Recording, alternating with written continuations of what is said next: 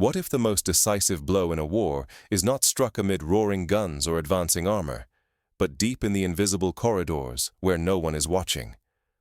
Could the fate of thousands hinge not on the movement of armies, but on the silent, calculated unraveling of a single, hidden thread?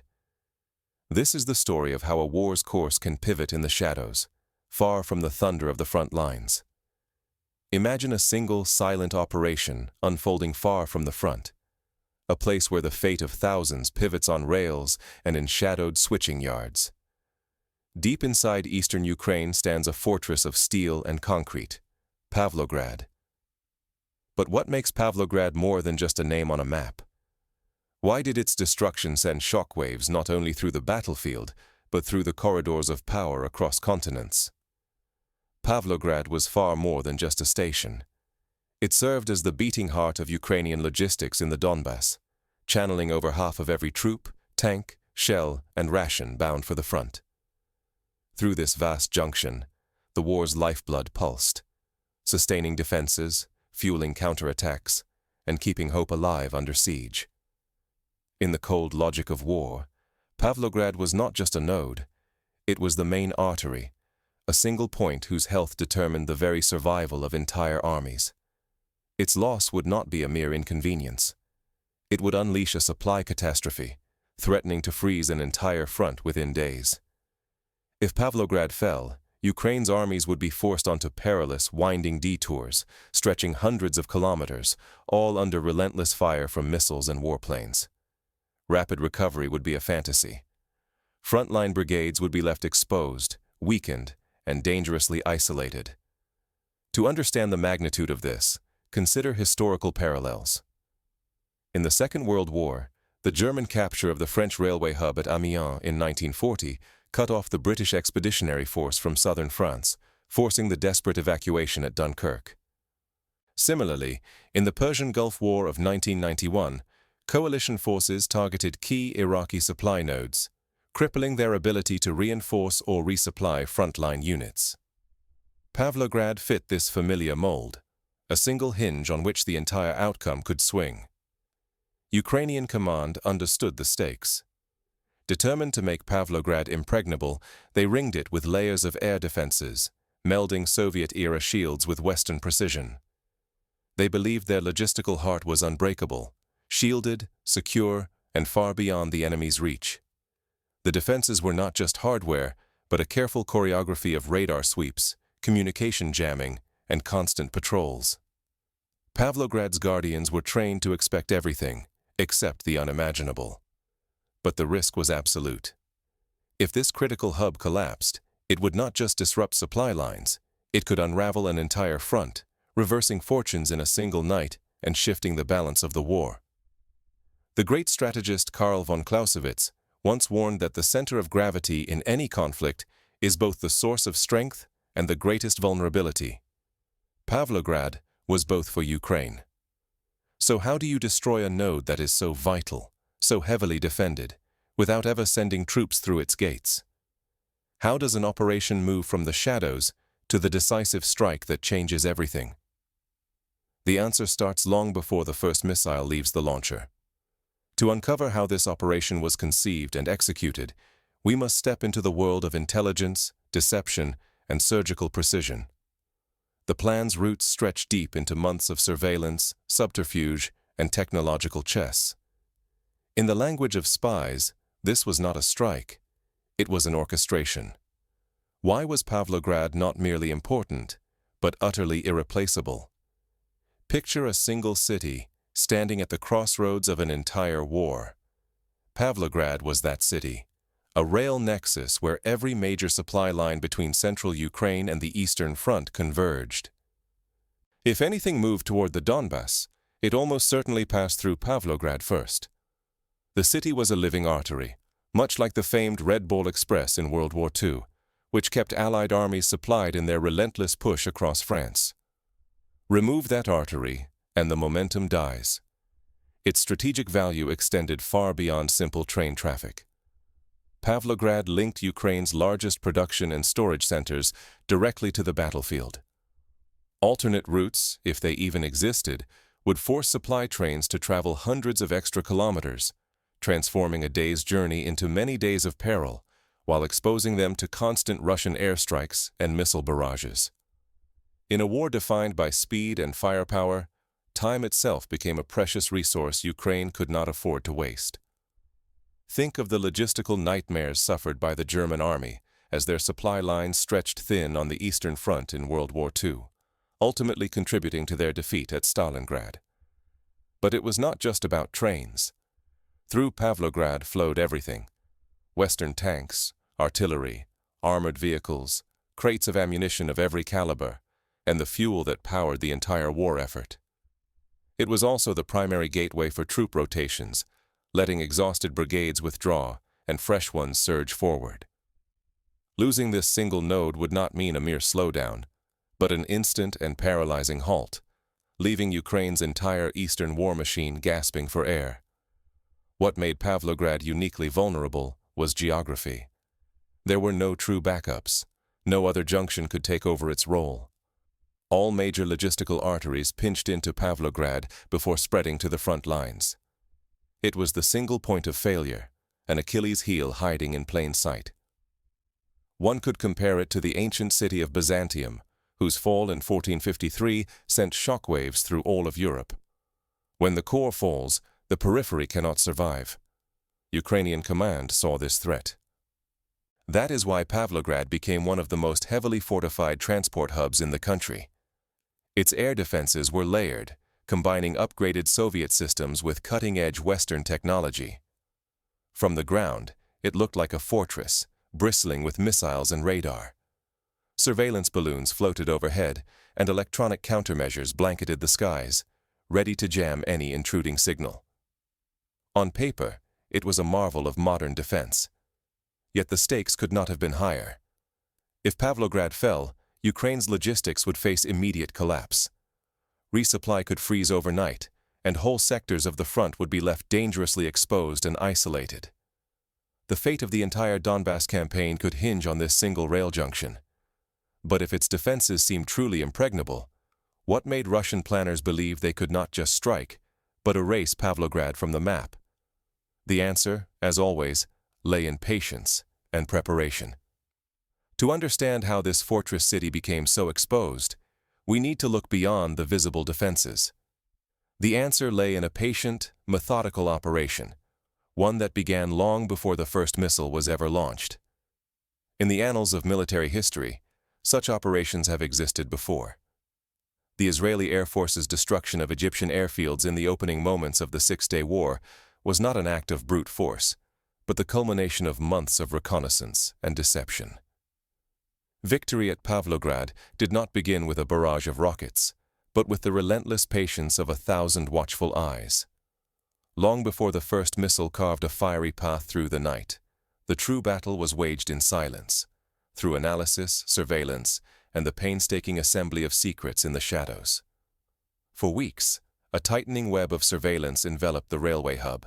Far above, satellites passed overhead every several hours, capturing each subtle change in the sprawl below: new fuel tanks, hastily camouflaged trains, shifting piles of ammunition.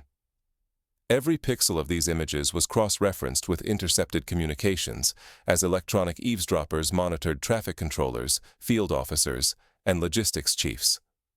Piece by piece, they reconstructed the schedules of high-priority convoys and uncovered the enemy's evolving countermeasures. Consider how, during the Cuban Missile Crisis, U.S. analysts pored over high-resolution photographs, searching for minute differences in shadow and track to detect hidden missiles. In Pavlograd, the stakes were just as high, every movement scrutinized for clues. Modern image recognition software, powered by artificial intelligence, flagged anomalies for human analysts to review, ensuring even the most subtle camouflage did not escape notice. Yet the sharpest blade in this invisible arsenal was wielded by drones.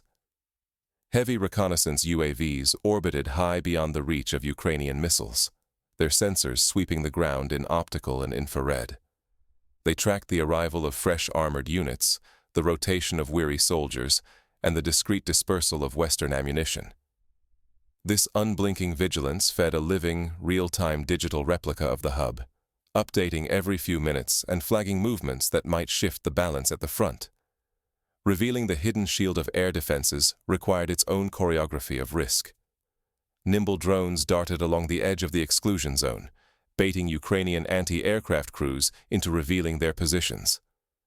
Each time a radar blinked to life, it was instantly triangulated by surveillance aircraft and electronic intelligence teams. Bit by bit, the defenders' entire grid was laid bare: missile launchers, detection arcs, reload timings, and command centers. By the end, Russian planners not only knew where every battery hid, but what kind of missiles they guarded and how quickly they could react. But machinery and signals were not enough. Human agents moved through the city, risking discovery to confirm the locations of ammunition depots, fuel reservoirs, and command bunkers. Their whispered reports, smuggled out at great peril, provided the final confirmation. When the target list was set, every vital node and hidden cache was mapped with near-surgical precision. Such a blend of human and technological intelligence has precedence. In the Battle of Midway, cryptanalysts broke Japanese codes, while scouts risked their lives to confirm carrier positions. In Pavlograd, similar synergy made the difference between guesswork and certainty. Brute force would not suffice against a fortress this crucial and well-defended. To paralyze Pavlograd and deny the enemy any hope of rapid repair or rerouting, Russian strategists devised a multi-wave strike plan tailored for maximum disruption. Each phase was carefully sequenced: the first wave to blind and silence command posts, the next to obliterate ammunition stores and cripple fuel supplies, and the last to destroy tracks and switching yards, ensuring chaos and isolation. The stakes could not have been greater.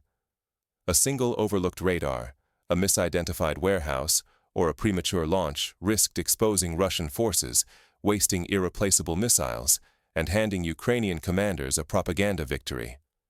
But with every variable mapped, every secret uncovered, and every danger weighed, the hour drew near. The invisible war was nearly over.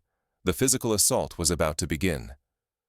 The final hours before the launch were a study in tension and anticipation. Every command, every heartbeat, counted toward the moment when silence would shatter and the true offensive would erupt. The night Pavlograd was wiped from the map unfolded with the precision of a conductor guiding chaos. Just past 2 in the morning, while the region slept, the operation began. The hour was chosen with care, every detail engineered for maximum confusion and surprise. The first to arrive were shadows. Waves of kamikaze drones swarmed overhead, not only to destroy, but to blind and overload Ukrainian air defenses encircling the critical railway hub. As radar screens glitched and anti-air batteries fired blindly, the second phase struck. Ballistic and cruise missiles screamed through the confusion, homing in on command points, switching stations, repair depots, and sorting yards. Each warhead sliced vital arteries, inflicting deep wounds on the logistical heart of the Donbass front. Then came the third, most savage act. The final salvo targeted fuel deposits and ammunition stores. Within heartbeats, the night exploded. Thousands of tons of munitions erupted in a chain reaction. Initial blasts triggered secondary detonations, one after another, until the devastation surpassed even the planners' most ambitious expectations. Command posts watched live feeds as the catastrophe unfolded. What they witnessed was not mere damage, but total paralysis. The hub's infrastructure shattered, rail lines twisted and scorched, command centers reduced to rubble. The relentless secondary explosions turned what might have been a temporary setback into a disaster with long-term consequences for Ukrainian logistics. By dawn, the verdict was clear. Pavlograd's railway hub was not simply damaged. It had vanished from the war map. The breadth of the destruction dashed any hope of quick recovery, plunging Ukrainian command into a logistical crisis. The risks had been immense. Failure would have wasted irreplaceable resources and revealed Russian tactics to enemy analysts. But in success, the operation forced a systemic emergency on the opposition, shifting the trajectory of the entire campaign with one night's work. Yet destruction is only half the equation. As smoke drifted over the ruins, the world watched for the next moves. Would Ukraine improvise a recovery, or would the narrative of collapse echo further across the front? But the aftermath held new dangers. What came next would test the resolve and ingenuity of both sides. For Ukraine, the ruins of Pavlograd marked not only a loss, but a challenge no commander could afford to ignore. When the lifeblood of an army is severed, even the fiercest defenders can falter. In just a handful of days after the obliteration of the Pavlograd railway hub, Ukrainian frontline units faced a crisis more paralyzing than any artillery barrage. Their ammunition vanished. Grenades, shells, even rifle rounds became precious items, rationed in tense whispers as the steady flow of supplies slowed to a mere trickle. Desperation forced commanders to improvise. Supply lines twisted along hazardous ad hoc routes, longer, more exposed, and clogged with bottlenecks. Each detour added dozens, sometimes hundreds of kilometers. Every convoy risked ambush or destruction from drones and missiles lurking overhead. The Russian command wasted no time. Sensing a fracture, they launched relentless probes along the front, zeroing in on sectors where the absence of fresh ammunition and reinforcements was most acute. In these gaps, Ukrainian defenses buckled. Villages and trenches, once held at enormous cost, fell in rapid succession, momentum shifting as the crisis radiated outward. The toll was not just tactical. Morale withered as troops realized that even basic resupply, medical support, or artillery cover could no longer be counted on. The sense of abandonment deepened, eroding trust in commanders and in the reliability of Western aid. At the highest levels, Ukrainian leaders faced not only battlefield losses, but a corrosive crisis of credibility. Western partners, already wary of logistical weaknesses, now questioned assurances that the situation was under control. Each lost position, each unanswered plea for shells, stoked internal doubts and external skepticism. Meanwhile, on the information front, Ukrainian officials scrambled to hold the narrative. Publicly, they downplayed setbacks and highlighted civilian suffering, broadcasting images of devastation far from the front. Behind the scenes, disinformation campaigns tried to mask the scale of the logistical collapse, shifting blame to wavering international support. But the Russian side countered with satellite imagery and intercepted transmissions, evidence of wrecked depots, burning trains, and abandoned armor. Every verified strike punched holes in the official story, letting raw truth seep through the fog of propaganda. The lesson cut deeper than any missile. Exploit a single critical weakness, and the resulting shockwaves can cripple not just armies, but entire alliances. For every strategist, recognizing this chain reaction is vital, because if such vulnerabilities linger elsewhere, any modern military could unravel in days rather than months. The Pavlograd strike was not an isolated blow. It was the opening move in a campaign designed to unravel the enemy's foundation before the world realized what was happening. The outcome of a war is often sealed long before the first missile launches. What happened at Pavlograd was much more than the destruction of a railway hub. It signaled the dawn of a new era in warfare. In this world, brute force takes a back seat to knowledge, speed, and the ability to strike with pinpoint accuracy at the enemy's weakest link, often before they even notice the threat. The stakes could not be higher. With one operation, the main logistical artery supporting Ukrainian forces in the Donbass was severed, turning a single strike into a campaign-defining blow. This was not achieved with columns of tanks or waves of artillery, but with intelligence, painstakingly gathered, relentlessly analyzed, and swiftly acted upon. Modern battles are forged in silence, far from the front lines, in the glow of screens and the steady hum of data streams. Every satellite image, intercepted message, and drone flight adds a piece to the puzzle. When those fragments are assembled with precision, they can unravel entire campaigns in a single night. Now, the true war is fought in the invisible realm of surveillance, analysis, and rapid targeting. Cutting off supplies, paralyzing logistics, and blinding defenses can collapse an army without a traditional battle ever taking place. The ability to turn a strategic artery into a fatal weakness is the ultimate force multiplier. And it is intelligence that makes it possible. Imagine, for a moment, a scenario in which a modern NATO army faces a similar threat. A single cyber attack disables the main railway hub supplying an armored division. Within hours, fuel and ammunition run dry, units become stranded, and frontline cohesion disintegrates. The lesson is clear. In the information age, the smallest weak link can become the fulcrum of defeat. For commanders and policymakers, the lesson is urgent. Adapt or risk disaster. Ignoring the silent war means gambling everything on hope and habit, while the enemy quietly rewrites the rules. Behind every sudden defeat lies an unseen failure to anticipate, to understand, and to act in time. Practical steps emerge from this new reality. First, militaries must invest in redundant and decentralized logistics, ensuring that no single point of failure exists. Second, intelligence sharing and rapid analysis must move seamlessly from sensor to decision-maker. Third, deception and counterintelligence must be woven into every operation, denying the enemy the clear picture they need to strike. Historical cases reinforce these lessons.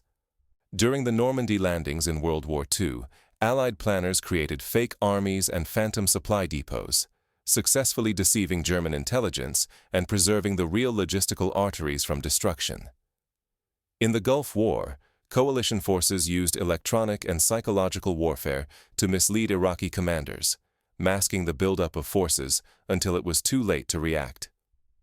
To us, this shift offers a stark truth. The global balance of power now depends not on who commands the largest army, but on who can see the farthest, think the fastest, and strike the most precisely in the shadows. The mastery of the unseen has become the new currency of victory. And so we return to the question that opened our story. What if the most decisive blow is struck where no one is watching? The answer, as Pavlograd shows, is that the battlefield has changed forever. Victory now belongs to those who can master the invisible, anticipate the unthinkable, and act before the enemy even knows they are at risk. In the age of the silent war, only the vigilant will endure.